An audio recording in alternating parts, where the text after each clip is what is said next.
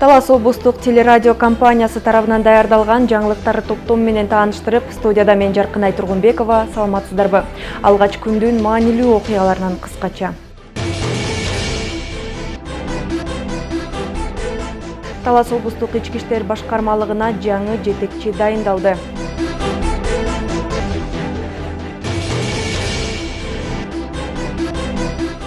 Талас шаарындагы жогорку окуу жайлар абитуриенттерди кабыл алууну улантууда.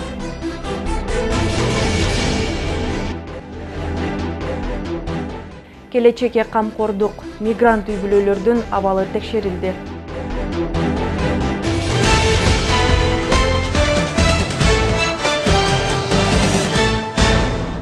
Алгач расмий кабарлардан.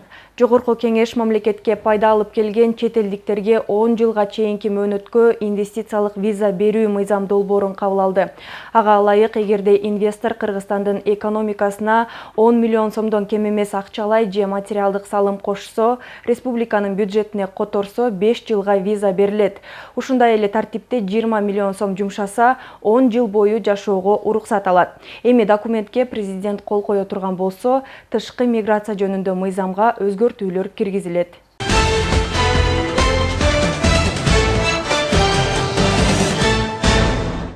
Өзгөчө кырдаалдар министрлиги алдыдагы 3 күндө да ашууларда кар көчкү түшөрүн эскертти. Маалыматка ылайык, 12 январдан 14 январга чейин Кыргызстандын тоолуу райондорунда Суу-Самыр, Талас, Тарас, Унаа жолунун 1-14 чакырымында өтмөк ашуусунда кар көчкү түшөт. Жолдор тайгак болуп, муз тоңот. Өзгөчө кырдаалдар министрлиги айдоочуларга унаалардын ортосундагы 500 метр аралыкты сактоо зарылдыгын эскертти.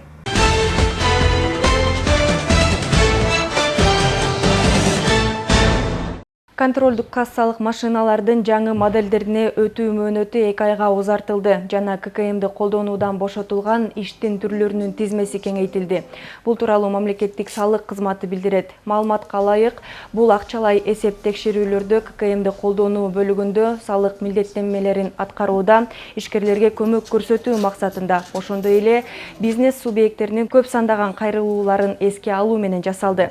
Министрлер кабинетинин токтомуна ылайык 2023 жылдын 1 мартына чейин ККМдин жаңы модельдерине өтүү мөөнөтү, ал эми 2023 жылдын 1 апрелине чейин товарларды идентификациялоо каражаттарынын коддору, товарларды маркалоо жөнүндө маалыматтарды кассалык чектерде милдеттүү түрдө чагылдыруу мөөнөтү узартылды.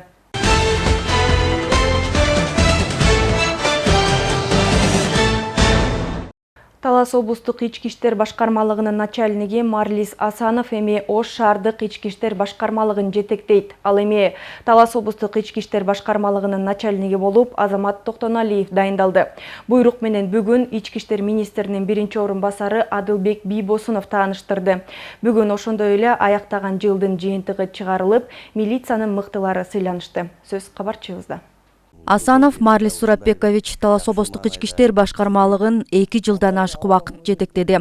Бул убакыт аралыгында коомдук тартипти камсыздоо, кылмыштуулук менен күрөшүү жана анын бетин ачуу багытында бир топ иштер аткарылды. Марлис Асанов эми шаардык ички иштер башкармалыгын жетектейт. Ош шаары бул экинчи борбор. Ал жерде калктын саны дагы өзүңүздөр билгендей 600 миңден кем эмес. Ошол себептен ал жакка барып дагы жумушту күчөтүү максатында жөнөтүп атабыз. Бул жакка дагы Марлис Сурапбековичтин тажрыйбасын өзүңүздөр билесиңер, мынакей 2 жылга жакын убакытта чогуу иштештиңер. Ички иштер министринин биринчи орун басары Адылбек Бийбосунов облустук ички иштер башкармалыгына дайындалган жаңы жетекчи менен тааныштырды. Милициянын полковниги Азамат Токтоналиев буга чейин Бишкек шаарынын Октябрь райондук ички иштер бөлүмүнүн башчысы болуп эмгектенип келген. Милициянын полковниги Токтоналиев Азамат Бейшенбекович Талас областык ички иштер башкармалыгынын начальнигин милдетин акыбы аткаруучу болуп дайындалган.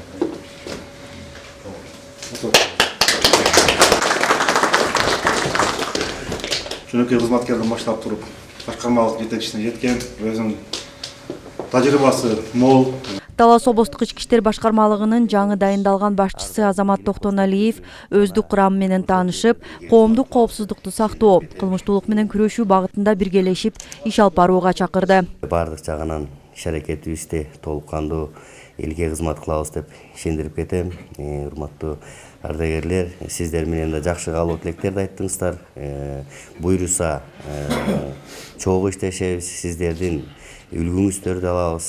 Башыңыздан ушунча жыл иштеп башыңыздан өткөн практика жүзүндө өткөн эмелерди, үлгүлөрдү алып, чогуу бирге иштешебиз деген ой тилектемин. Жаңы жетекчи тааныштырылгандан кийин башкармалыктын ишмердүүлүгүнүн жыйынтыгы чыгарылып, алдыңкы кызматкерлерге сыйлыктар тапшырылды. 2019 жылдан бери ушу Бакай ата райондук иштер бөлүмүнүн Баңгизаттын мыйзам түзүүчү аш көрчү кызматында улуу ыйгар мукты опера кызматкер болуп эмгектенем бүгүнкү күнгө чейин.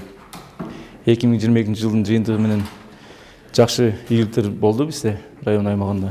Биздин аймакта, район аймагында Баңгизаттын ушу кара курай өсүмдүгү көп, жапайы көп биздин район аймагында. Ээн далаларда район аймагында ушу август айында өртөө жолу менен бир жолу өртөп жок кылдык, кылмыштар жеңе кылып Миңбулак айдында. Экстремизм багыты боюнча Манас району ички иштер бөлүмүндө бир жаран каттоодо турчу. Азыркы күндө анын үйүнө тинтүү жүргүзүп 2022 жылдын ичинде июнь айында сотко кетилген, азыркы күндө камакта. Жылдын жыйынтыгы менен результат бергенине байланыштуу сыйланып атабыз. Жетекчиликке рахмат, ушинтип ишибизди баалап көрсөткөн үчүн. Иш-чарага милициянын ардагерлери да катышып, жаңы дайындалган жетекчилердин ишине ийгиликтерди. Ал эми милициянын катарында иштеп жаткан тартип сакчыларын өз милдетин так жана татыктуу алып барууга чакырышты. Милиция солдаттар да каяка жумшаса, ошол жака барып кызмат өтө берет. Мурдагы начальнигибиз Ошко кетти, Ош шаардык ички иштер башкармалыгынын начальниги болуп кетти. Абдан жакшы иштеди. Жанагы ат качырбас Бозай кыз деген бир кыргызда жакшы макал бар, ошондой болуп өздүк курамга аябай камкордук көрдү. Жакшынакай моралдык, психологиялык абалда абдан бир чыңдап жакшы жетишкендерге жетти десем жаңылышпаймын. Талас облустук ички иштер башкармалыгы 2022 жылды жакшы ийгиликтер менен жыйынтыктады. Аяктаган жылда кылмыштын бетин ачуу жана анын алдын алууда алдыңкы көрсөткүчкө ээ болгон. Ал эми санариптештирүү жана калкка кызмат көрсөтүүнүн жакшыртуу багытында алгылыктуу аракеттерге жетишилген. Атай кетсек, кылмыштардын бир топ саны азайды, кылмыштын бетин ачуу пайызы дагы жогорулады. Көптөгөн ийгиликтерге жетиштик, кылмыштын алдын алуу багытында дагы көптөгөн ийгиликтерге жетиштик. Андан тышкары материалдык, техникалык базабыз чыңалды. Ички иштер министринин биринчи орун басары Адылбек Бийбосунов милиция кызматкерлеринин айлык маянасы бир топ эсе жогорулагандыгын айтып, бул дагы өз кезегинде тартип сакчылары өз ишин так жана сапаттуу аткарууга милдеттендирээрин белгиледи. Ар бир кайрылуу кароосуз калбасын. Ар бир жетекчи, район жетекчиси ар бир ошол кайрылуу боюнча иштесин.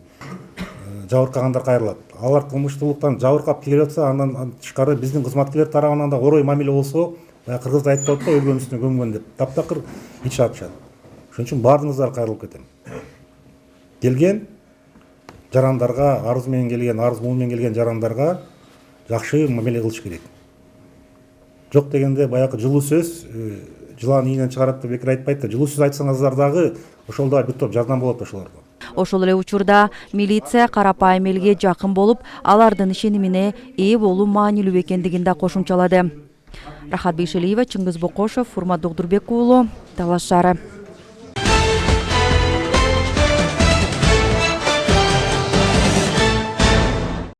Жогорку билим алуу мүмкүнчүлүгү кеңейтилди. Эми жогорку билим алууну пландап, бирок ар кандай себептерден улам жайында окууга өтө албай калган абитуриенттер кышында дагы окууга тапшыра алышат.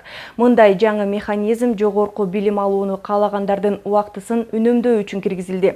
Университеттерде кышкы кабыл алуу кандай тартипте жүрүп жатат жана анын айырмасы кандай? Темага кабарчыбыз кайрылган.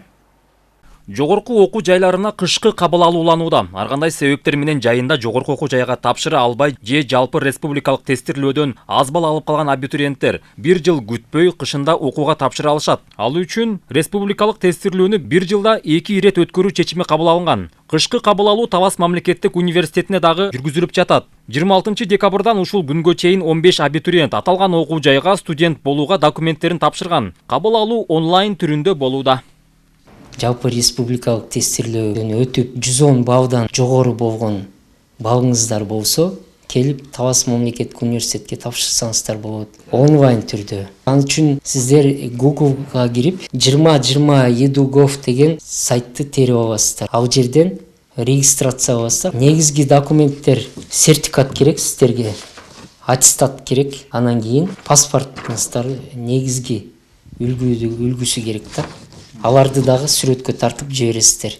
Кышкы кабыл алуу бюджеттик эмес, контракттык негизде окууга өтүүгө багытталган. Анткени бюджеттик орундар жайында толгон. Кышкы кабыл алуу 4 тур менен өтүп, 28 январда аяктайт. Босого балл 110 баллдан жогору болушу шарт. Абитуриенттер күндүзгү жана сырттан окуу бөлүмдөрүнө тапшыра алат. Күндүзгү бөлүмдүн контрагы Талас мамлекеттик университетинде 29900 сом, ал эми сырттан окуу 1 жылга 28300 сомду түзөт. Жайкы кабыл алуудан калып калган ваканттык орундарга биз кайра жарыяладык. Ошонун негизинде бүгүнкү күндө кышкы кабыл алуу жүрүп атат да. Жалпы республикалык тести бар, босого баллы туура келген, жана эч жерде азыркы учурда окуп жатпаган, бирок жайында тапшыра албай калган жарандар болсо келип тапшырса болот. Окуусу булардыкы эгерде группа комплектование болсо өзүнчө группа болуп окуусун уланта берет. Талас мамлекеттик университетинде жалпы 3000ден ашык студент билим алат. Алардын 200дөн ашыгы бюджеттик негизде, калганы контракттык келишим менен окуйт. Эң жогору контракт магистратура бөлүмүндө 1 жылга 38000 сом. Эми жакында окуу жай журналистика адистиги боюнча окутууга аракеттерди көрүүдө.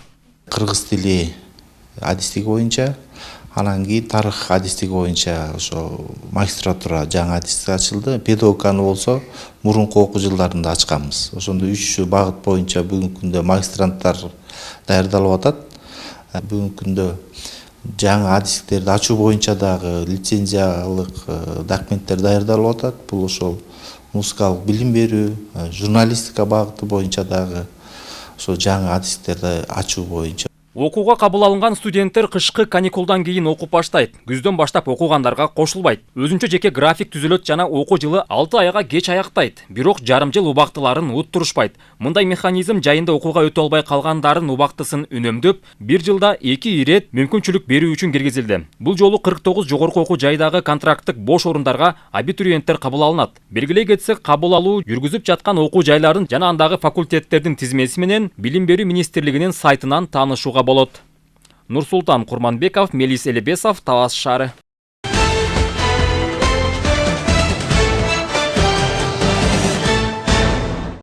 Мамлекет башчысы Садыр Жапаров мигранттарды колдоо максатында миграциялык кырдаалдарды жакшыртууга багытталган чараларды кабыл алуу жөнүндө жарлыкка кол койгон. Жарлыкка ылайык мигранттардын үй бүлөлөрүнүн кызыкчылыктарын жана укуктарын коргоо иш-чаралары жерлерде өткөрүлүп келет. Бул күнү Талас шаарында да мигрант үй бүлөлөрдүн абалы текшерилди. Темага кенен кабарчыбыз токтолот. Өлкөдөгү жумушсуздуктан улам жарандарыбыз жакынкы жана алыскы өлкөлөргө эмгектенип киреше таап келишет. Айрым учурда үй бүлөдө жубайлардын бирөөсү миграцияга кетсе, айрымдары балдарын жакын туугандарына калтырып кетишет. Ата-энеси миграцияда жүргөн балдардын абалынан бүгүн Талас шаардык мэриясынын жана Талас райондор аралык эмгек социалдык камсыздоо жана миграция башкармалыгынын өкүлдөрү биргеликте кабар алышты. Кайсы мектепте окуйсуз? Саламатсызбы, кандайсыз? Жакшы. Ушул үйдү алып коюп кетишти да. Гүлмира Жайнакова Талас шаарынын тургуну. Ал 4 жылдан бери неберелерин багып келет. Уул келини Орусияда иштеп келүүгө кетишкен. Гүлмира Жайнакова неберелерин эч нерседен кем кылбай карап келет. Эми баягы колдон келген жардам берейин деп, тилектерине жетишсин, тамташ алып алсын, бирдеке куруп алсын деп ушуларды карап отурмун. Анын балдарым болсо номер 1 мектепте окушат. Бирөө 4-тө окуйт, бирөө 1 класс окуйт. Жакшы, окуудан калышпайт, бат-бат байланышып турам эжекелери менен. Чогулуштарынан калбайм. Статистикалык маалыматка ылайык Талас шаарынын аймагында 872 мигрант үй бүлө бар. Алардын ичинен 785 үй бүлө тышкы миграцияда жүргөндөр. Балдардын кыдырып жеринде мониторинг жүргүзүү. Бул балдар ким менен жашап атат? Балдардын шарты кандай? Окууга шарты барбы? Ичкенге тамак ашы барбы? Балдар окууга барып атабы? Каникул учурунда кандай жашап атат? Ушул балдарды жакындан көрүү максатында ошол бүгүн рейд кылып атайын чыктык. Президенттин жарлыгын ишке ашыруу максатында көзөмөлдөө иштерин, окутуу иштерин жүргүзүп жатабыз. Мигранттардын арасында тобокелдик тобуна кирген үй бүлөлөр дагы бар. Алар ата-энеси миграцияда жүрүп, балдары жакын туугандары, улгайып калган жарандар менен калгандар. Тобокелдик тобундагы үй бүлөлөр Талас шаардык мэриясынын жана социалдык камсыздоо башкармалыгынын тыкыр көзөмөлүндө турат. Балдар жанагы кыйыр туугандардын колунда калса, мисалы үчүн тайэжелердин, тайкелердин, же болбосо жеңээлердин, агалардын, же болбосо кыз балдар аталары менен калгандагы бул кооптуу болуп саналат. Ошондой баягы кооптуу үй бүлөлөр, кооптуу балдардын саны 16. Ошол үй бүлөлөрдүн баардыгына тыкыр көзөмөлдөрдү жүргүзүп жатабыз. Туугандардын кароосуна калтырылган же интернаттык мекемелерге жайгаштырылган мигранттардын балдары катаал мамилеге жана зомбулукка көбүрөөк кабылары айтылат. Буга байланыштуу тиешелүү кызматтар тарабынан кооптуу жагдайды алдын алуу аракеттери үзгүлтүксүз көзөмөлдө. Айжамал Байырбек кызы, Калмурат Мейманбеков, Урмат Догдурбек уулу, Талас шаары.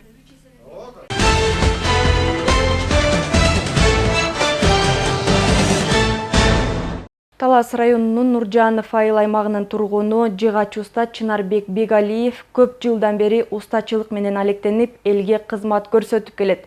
Чынарбек Бегалиев мындан 6 жыл мурун буйрутманын негизинде Россиядан жыгач тилген станокту сатып келип, иштетип баштаган.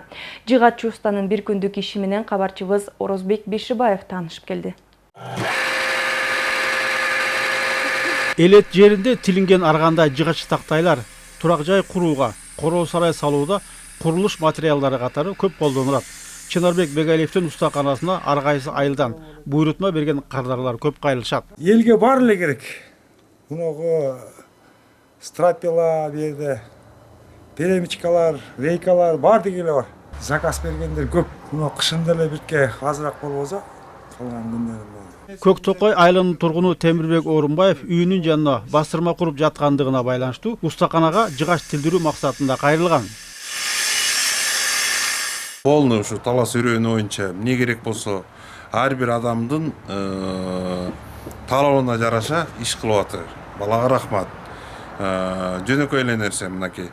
Айылга эмне керек? Стройка кезинде страпила болобу баарын ушул жерден кайсы нерсени заказ кылсак, ошону айткандай кылып берет.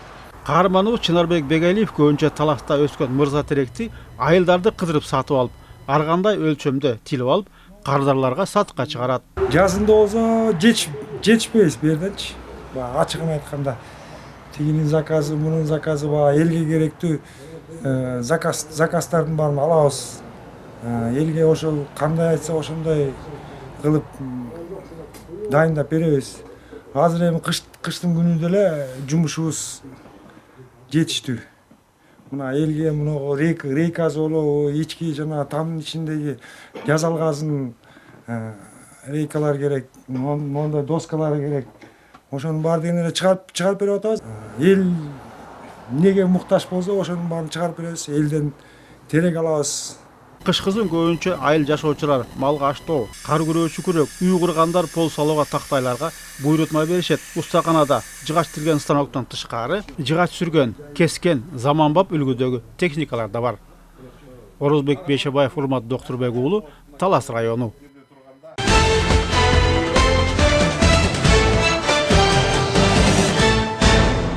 Эми кезекти өлкөнүн башка аймактарынан алынган жаңылыктарга беребиз. Караколдо салынып баштаган жаңы аэропортто иш кызуу жүрүүдө. Президент Садыр Жапаров курулуш иштери жайында аяктап каларын социалдык тармактардагы баракчасына жазды.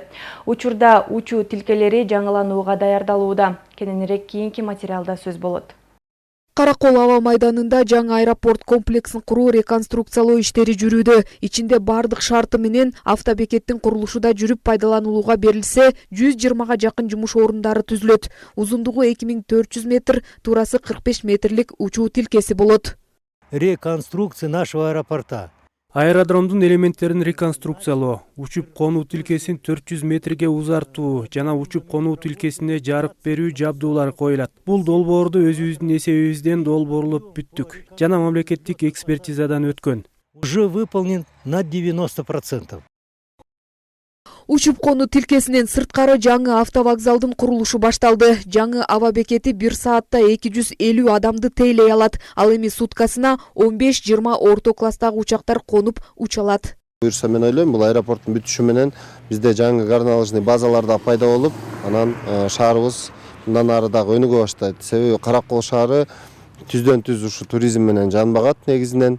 Бул курулуш аркылуу туризм тармагы дагы бир тепкичке көтөрүлөт. Азыркы тапта тоо лыжа базасына Россия менен Казакстандан каттагандар көбөйдү. Аба майданы ишке кирсе, алардын саны 2 эсеге көбөйүшү мүмкүн. И начнется. Акыркы жылдары биздин казак туугандар автотранспорт менен гана каттап калышты. Бул аларга абдан кыйынчылык алып келет экен. Ал эми биздин аба майдан ишке кирсе, мурунку аба каттамдары калыбына келет эле, көбөйөт эле. Буга казак туугандар эле эмес, россиялык тоо лыжасын сүйгөндөр да абдан кызыгуу артып жатышат. Алар ар дайым байланышып сурап жатышат. Биздин тоо лыжа базабыз аларды абдан кызыктырат экен. Анткени биздин лыжа базабыз эң мыкты ондукка кирет да. Белгилей кетсек, курулушту Кыргызстандын президентинин иш башкармалыгы алдындагы Кыргызстрой сервис мамлекеттик ишканасы жүргүзүүдө. Ал эми долбоор Манас эл аралык аэропортунун каржылоосу менен ишке ашууда.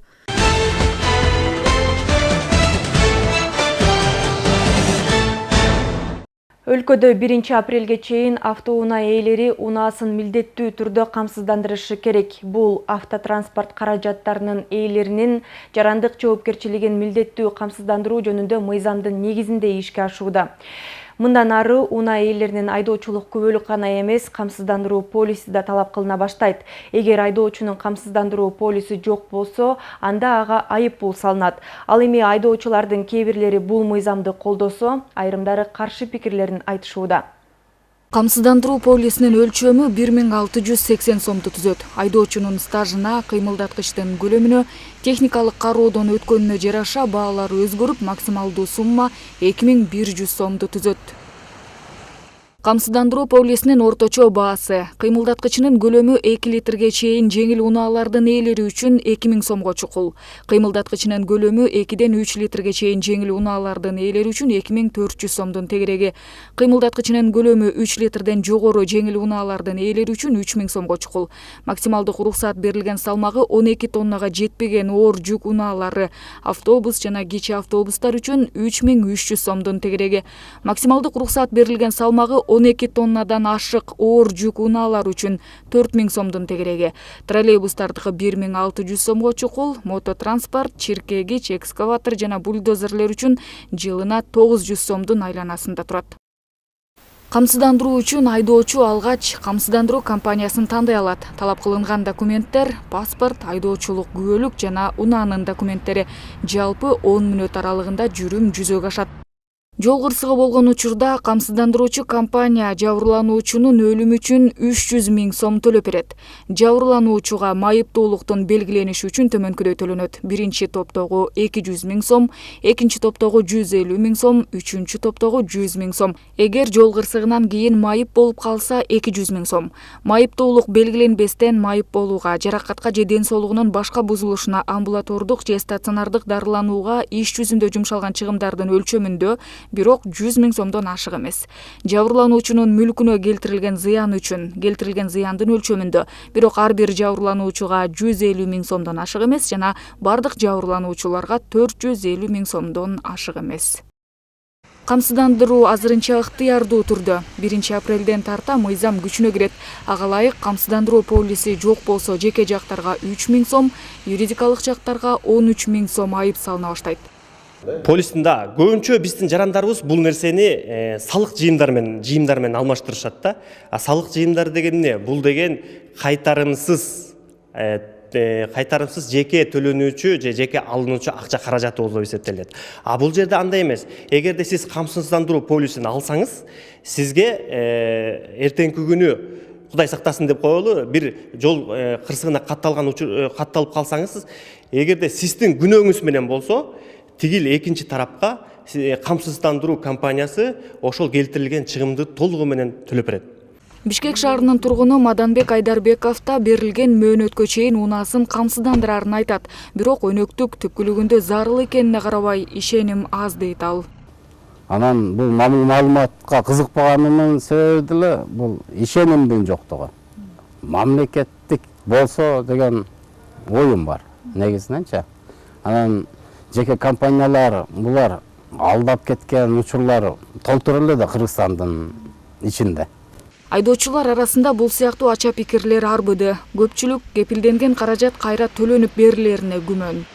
Сейчас в случае аварии вот, надо через суд идти, надо, ну вот сейчас вот уже неделю не можем вытащить машину со стоянки, потому что виновный был пьяный, въехал, там 100% виноват, и все дела, все. А мы сейчас вот бегаем без машины.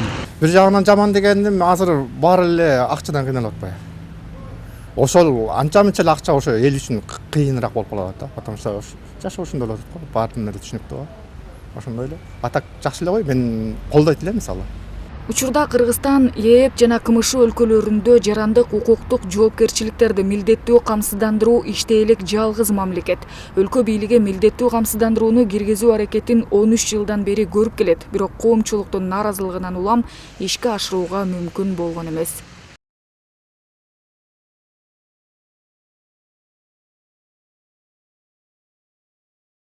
Талас облусунун коомчулугу чоң жоготууга учурады. Белгилүү коомдук ишмер Турсалиев Кенжебек Мамбетович 75 жаш курагында катуу оорудан улам дүйнөдөн кайтты.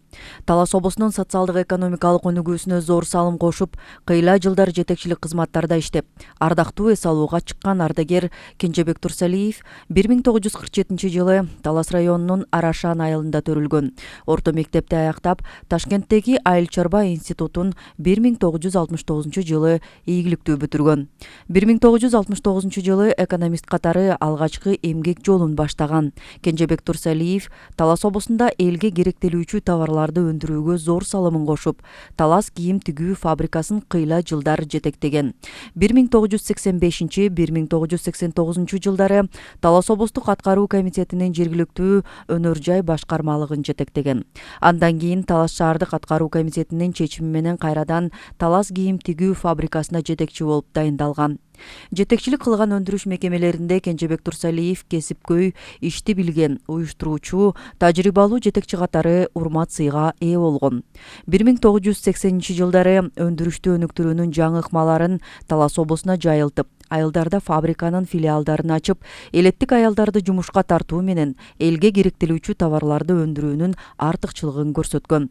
1992 жылы базар экономикасына өтүү, ишкердүүлүктү өнүктүрүүнүн алкагында Талас кийим тигүү фабрикасын Арашан акционердик коому катары иштетип, эл аралык уюмдардын колдоосу менен Талас облусунда ишкердүүлүк тармагын өнүктүрүүгө инвесторлорду тартып, зор салымын кошкон. Коомдук ишмер Кенжебек Турсалиевдин катышуусу менен ишкерлерди окутуу семинарлары өткөрүлүп, 106 бизнес долбоор даярдалып, облус аймагында ал жылдары 280ден ашык жумуш орду пайда болгон. Натыйжада Талас бизнес инкубатору түзүлгөн. Ишкердүүлүктү өнүктүрүүдөгү эмгеги эске алынып, 2006 жылы Кенжебек Турсалиевке эл аралык сооданын лидерлер клубу тарабынан жогорку сапат үчүн медали ыйгарылган. Түркия, Япония, Америка, Россия, Белоруссия өлкөлөрүндө ишкердүүлүк тармагында тажрыйбасын арттырып, Талас облустук ишкерлер кеңешин жетектеген. 1973-2008 жылдар аралыгында Талас облустук жана Талас шаардык кеңештерине бир нече жолу депутат болуп шайланып, бир катар сыйлыктарга, ардак грамоталарга ээ болгон. Кенжебек Турсалиевдин жаркын элеси, адамгерчилиги бийик инсан, тажрыйбалуу экономист ишкер, кадырлуу ардагер катары аны билгендердин жүрөгүндө түбөлүк сакталат. Кенжебек Турсалиевдин үй бүлөсүнө, уул кыздарына, жакындарына терең кайгыруу менен көңүл айтып, аза кайгысын тең бөлүшөбүз. Талас шаардык мэриясы, Талас шаардык кеңеши, Бердиге Баатыр айыл өкмөтү, Берен коому.